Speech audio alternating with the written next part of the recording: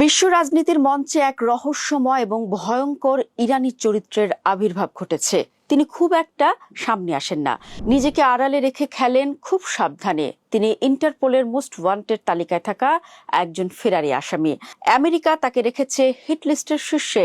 বলা হচ্ছে মানুষটি এখন ইরানের ভাগ্য বিধাতা এবং বিশ্ব রাজনীতির অন্যতম প্রধান চালিকা শক্তি। এ মানুষটি এখন আমেরিকার সবচেয়ে বড় মাথা ব্যথা। চলুন বুঝে নেওয়া যাক কিভাবে একজন কট্টরপন্থী জেনারেল ইরানের মূল খেলোয়াড় হয়ে উঠলেন। দর্শক, গত 28 ফেব্রুয়ারি ইরান যুদ্ধের প্রথম দিন। সেদিন মার্কিন ও ইসরায়েলি বিমান হামলায় ইরানের ইসলামিক বিপ্লবী বাহিনীর তৎকালীন প্রধান মোহাম্মদ পাকপুর নিহত হন। এই আকস্মিক হামলায় ইরান যখন তাদের শীর্ষ সামরিক নেতৃত্ব হারিয়ে এক চরম সংকটে, ঠিক তখনই অন্ধকার থেকে আলোর বৃত্তে উঠে আসেন আহমেদ ওয়াহিদি। তিনি নতুন কমান্ডার ইন চিফ হিসেবে দায়িত্ব গ্রহণ করেন।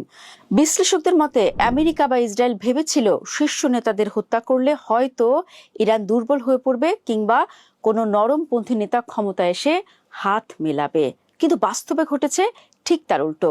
ওয়াহিদি শুধু ক্ষমতাই হাতে নেননি, বরং তিনি তার পূর্বসূরি পাকপুরের চেয়েও অনেক বেশি কট্টর এবং একরোখা হিসেবে পরিচিত হয়ে উঠেছেন। কিন্তু কে এই আহমেদ ওয়াহিদি?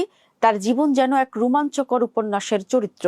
1958 সালে ইরানের সিরাজ শহরে জন্ম নেওয়া ওয়াহিদির পুরো তরুণ বয়সটাই কেটেছে যুদ্ধ আর পশ্চিমা বিশ্বের বিরুদ্ধে লড়াই করে। 1979 সালের ইসলামিক বিপ্লবের পরপরই তিনি মাত্র 23 বছর বয়সে 1981 সালে গোয়েন্দা বিভাগের উপপ্রধান হন। পড়াশোনা করেছিলেন ইলেকট্রনিক্স ও ইন্ডাস্ট্রিয়াল ইঞ্জিনিয়ারিং নিয়ে, কিন্তু তার আসল মেধা প্রকাশ পায় সামরিক কৌশলে। তার অতীতের দিকে তাকালে দুটি বড় ঘটনা চোখে পড়ে। 1994 সালে আর্জেন্টিনার বুয়েন্স আইরেসে একটি ইহুদি কমিউনিটি সেন্টারে ভয়াবহ বোমা হামলা হয়, যাতে 85 জন মানুষ মারা যান। এই হামলার মূল পরিকল্পনাকারী হিসেবে ওয়াহিদির বিরুদ্ধে ইন্টারপোল রেড নোটিশ জারি করে রেখেছে।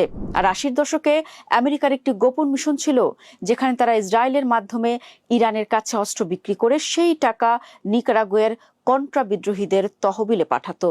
আশ্চর্যের বিষয় হলো, আমেরিকার কট্টর বিরোধী হওয়া সত্ত্বেও সেই সময় ওয়াহিদি ইসরায়েলিদের সাথে যোগাযোগ রেখেছিলেন বলে জানা যায়। এছাড়াও 2022 সালে ইরানে মাহসা আমিনির মৃত্যুর পর যখন দেশ জুড়ে তীব্র আন্দোলন শুরু হয়, তখন স্বরাষ্ট্রমন্ত্রী হিসেবে বিক্ষোভকারীদের উপর নির্মম দমন পীড়ন চালানোর অভিযোগে আমেরিকা তার উপর কঠোর নিষেধাজ্ঞা জারি করে। দর্শক, এই ওয়াহিদি এখন ইরানের চালকের আসনে, যা আমেরিকার জন্য এক বড় মাথা ব্যথা। বর্তমান ইরানের প্রকাশ্য রাজনীতি বা কূটনীতিতে হয়তো পার্লামেন্টের স্পিকার মোহাম্মদ বাগের গালিবাফ কিংবা পররাষ্ট্রমন্ত্রী আব্বাস আরাকচিকে দেখা যায়,